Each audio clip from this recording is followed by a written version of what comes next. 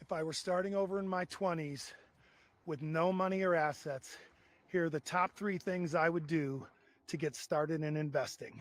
Number 1, I would open a TD Ameritrade or an E-Trade account and immediately start putting in $25 to $100 a month Okay. and invest in index funds. Okay. I like VOO, VGT, and SLYV. Number 2, I would open a Fundrise account so I could start investing in real estate immediately. You can start with as little as $10 and I would add to this account immediately. This is a great place to get into real estate with very little money. And number 3, and this one is great, I would open an Acorns account. I love this app because you can set it to round up all of your little purchases. Then it invests that money immediately. I personally would set it to moderate risk. These are 3 great ways to get started with little money. Okay, so we have the plan. Let's go. I mean, I would definitely agree with him. As he was talking about the TD Ameritrade and all that stuff, I reflect back on my own journey without aging myself. How much I wish I have started all of this long time ago. I started late. Honestly, I started late. You don't need a lot of money to create rich habits. Your goal ultimately is to have your money make money for you. I think one of my biggest change for myself is my mom took me when I was 18 to open up a savings account.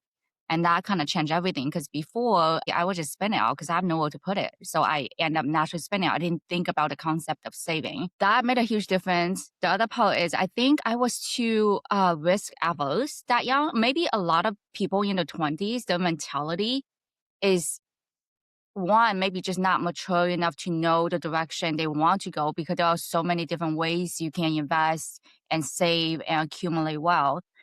And 2 is what risk you want to take, right? Like back then, I'm not experienced at all in trade or stock. And I didn't even know where to go in the beginning. So just having the right mentor, talking to people that it is successful, or from your family, friends, just kind of be able to collect ideas and thought process when it comes down to what would be the best way to slowly build up your wealth.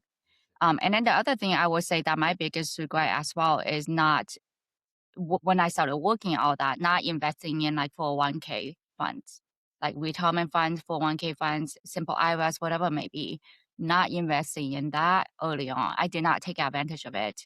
But then you have to also remember your mentality too. My mentality and the way I was raised as well as, cash is king. So you want more cash in your pockets. But as I got older, I started to realize my biggest mistake is when your money is just the worst habit.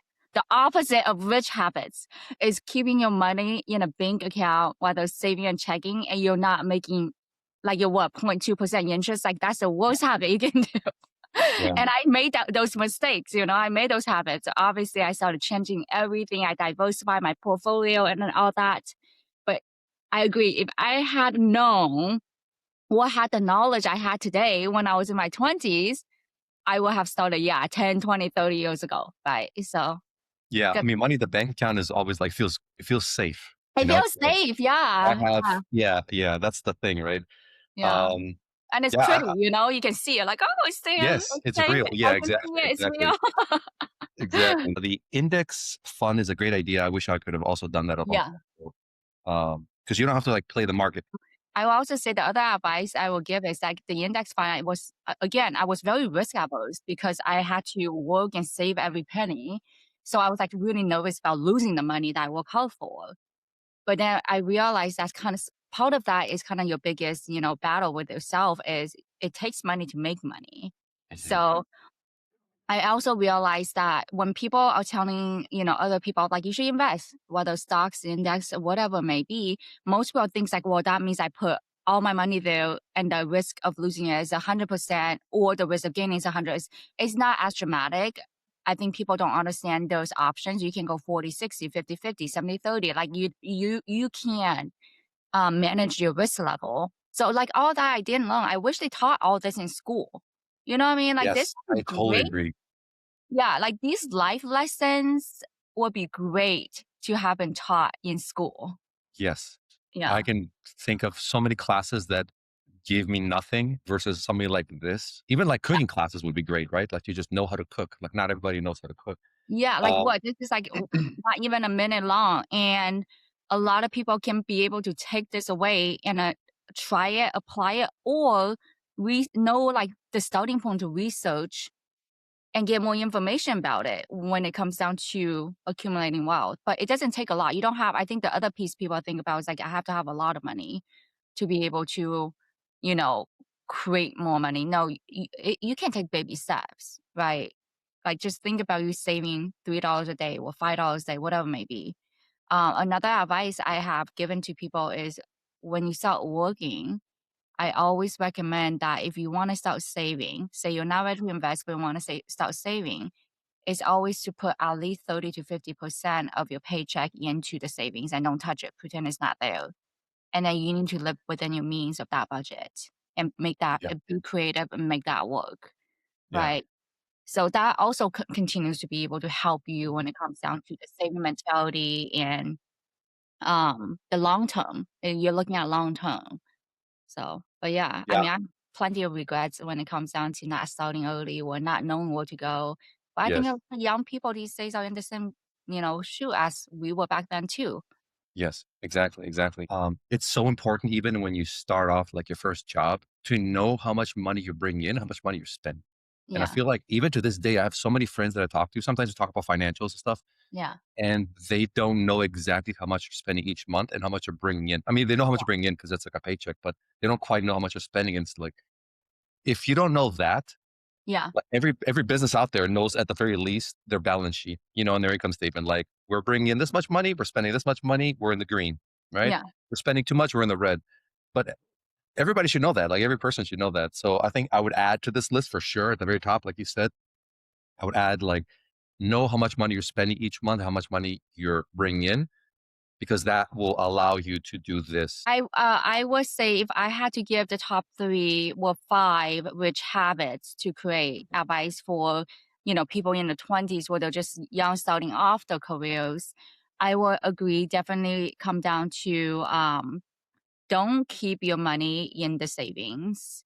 Definitely invest in index funds. And if you Keep don't know some. how, or yeah, you don't know how, or you don't know where to go, you can go to a bank and talk with a banker, and they'll be able to guide you with different options and talk with you about your risk tolerance. I agree. 2, investing into a retirement fund for 1K, especially if your employer provides matching, definitely invest into that. That is non-tax. Yeah, you don't get it until you retire, but that's non-tax and it's the same as a savings account, but it's better. So, I definitely would say that is very important. And 3, you should manage your own financials as if you were managing a company. So Yeah. that means, yes, you need to know what's coming in, but you also need to know what's going out. And with that being said, it's always good for you to start sitting down, and it doesn't take much to start like a spreadsheet of like what's my fixed, expenses. That means like your phone bill that goes out every month. Maybe you have, car insurance and whatever may be. So like those are fixed expenses that you can't get rid of. And then you have your variable expenses where you can go, okay, how many times this month do I want to go out to eat? Or do I really need that cute shirt, or whatever it may be? Those you have control of. I also recommend in the beginning to add up your monthly, in 1 month, do it for the next couple months, and then you start to have a pattern and see a habit of, oh, this month when I add up everything I spent above what I was bringing in. Right, because oftentimes you don't know because it's small, like $20 here, $10 there. It all adds up. Once you add everything up, if you're spending more than what you make, then you need to reevaluate how you're managing your financials, right? So I would say that those are really good advices of which habits I would add to what he is stating. But the number one thing to remember is it takes money to make money, and you want your money to make money for you. So investing is typically always the way to go. Yeah. Yeah. Awesome.